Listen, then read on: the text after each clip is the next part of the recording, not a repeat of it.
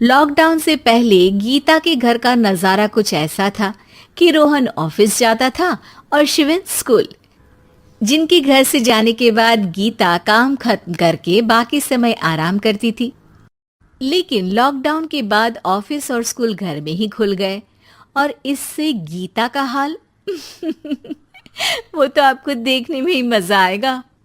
शिवेन, ओ शिवेन, महाराज उठने के लिए क्या 21 तोपों की सलामी लेंगे? अरे बिस्तर से बाहर निकल, ऑनलाइन क्लास स्टार्ट होने वाली है। अरे तुम भी हद करती हो, स्पीकर की तरह चिल्लाने की क्या जरूरत है? दिख नहीं रहा मेरी कॉन्फ्रेंस चल रही है। अब कैमरा और स्पीकर ऑन कर रहा हूं, मुझे कोई शोर नहीं चाहिए। इस पर जैसे ही रोहन लैपटॉप का कैमरा और स्पीकर ऑन करता है तभी कुकर की सीटी बजती है। करा लो अब इसे चुप। लॉकडाउन नहीं हुआ, मेरी मौत का फरमान जारी हो गया। दोनों बाप बेटे ने नाक में दम किया हुआ है। ऐसा बोलकर गीता वहां से शिविन के कमरे में पहुंच जाती है, जहां शिविन अभी भी सो रहा होता है।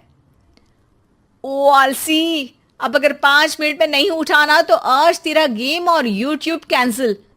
माँ की बात सुनकर शिविन बिना 1 मिनट गंवाए उठ खड़ा होता है। उठ गया, अभी नहाकर भी आता हूँ। ये नाटक कहीं और, मुंह पर गीला कपड़ा मार और पढ़ने बैठ।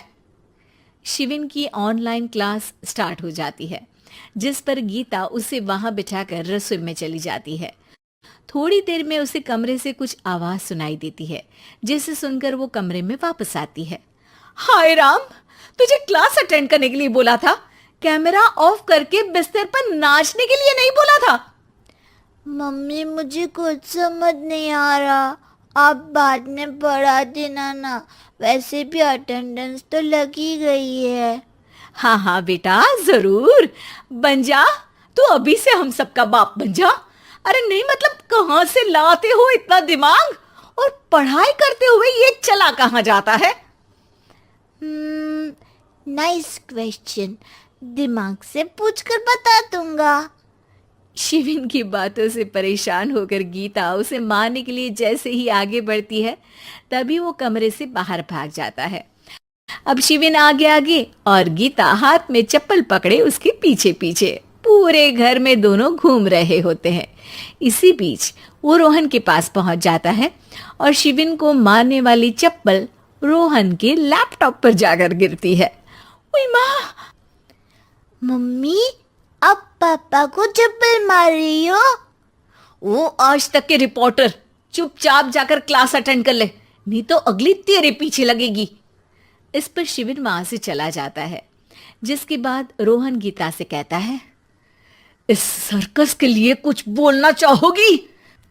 अरे क्या करूं, जब से तुम दोनों घर में रहने लगे हो घर अपने आप ही सर्कस बन गया है और मैं तुम्हारी नौकर।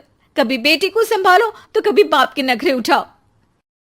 इन्हीं सब उथल पुथल में दिन बीतते रहते हैं, जिसमें हर रोज घर के अंदर कुछ नया सियप्पा खड़ा मिलता है, जो ज्यादातर शिविन और रोहन के ऑनलाइन स्कूल और ऑफिस से रिलेटेड ही होता है। एक सुबह, शिविन चलो उठ, आज की क्लास जल्दी है। कैमरा ऑफ करके आप अटेंड कर लो। अरे ऐसे छित्तर पड़ेंगे, दादी नानी सब एक साथ याद आ जाएंगी। गीता की लाख मशक्कतों के बाद क्लास तो खत्म हो जाती है, लेकिन उसके बाद शिविन फोन इस्तेमाल करते हुए इंस्टाग्राम रील बनाने लगता है। रसोड़े में कौन था? तुम थी, मैं थी, कौन था? हाँ, मैं गरीब हूँ। अरे ओ गरीब के बेटे, आजा, मैं बनाती हूँ तुझे गरीब। मैं बताती हूँ रसोड़े में कौन था। पढ़ाई करने बोलो तो इनकी माँ मर जाती है, और ये पागलपंतियां जितनी मर्जी करा लो। गीता शिविन को डांट रही होती है, तभी रोहन बीच में बोल पड़ता है। अरे बच्चा ही तो है, इतना गुस्सा क्यों कर रही हो? बेटे का साथ देने की इसी एक कोशिश में अब शिविन के साथ साथ रोहन भी गीता के गुस्से की सूली पर चढ़ जाता है। अगर बेटे पर इतना ही प्यार आ रहा है तो इसे क्लास अटेंड क्यों नहीं कराते, इसका होमवर्क क्यों नहीं कराते? उस समय तो बहुत जल्दी मीटिंग आ जाती है, वो काम मैं करूं और यहाँ इस बेफिजूल की चीज में तरफदारी करके बन जाओ महान। हे भगवान, कोई तो इनके ऑफिस और स्कूल खुलवाओ, मैं इन्हें और घर में नहीं सह सकती। अरे कुछ और मांग लेती, क्योंकि तुम्हारी ये विश इस साल तो पूरी होने से रही, कोरोना। हाय, नास पिटे ने जिंदगी ही बर्बाद कर दी। खाए कोई पचाए कोई, कल मुझे चुन चुन कर सबको मेरी बद्दुआ लगेगी। उन्होंने दुनिया का और इन बाप बेटे दोनों ने मेरा जीना मुश्किल कर दिया। गीता वहां से चली जाती है, जिसके बाद रोहन शिविन से कहता है, अरे तुम्हारी मम्मी इतनी भड़की हुई क्यों है? आपकी वजह से पूरा समय घर में रहते हो और उस पर कोई काम कराने की जगह बस ऑर्डर देते रहते हो।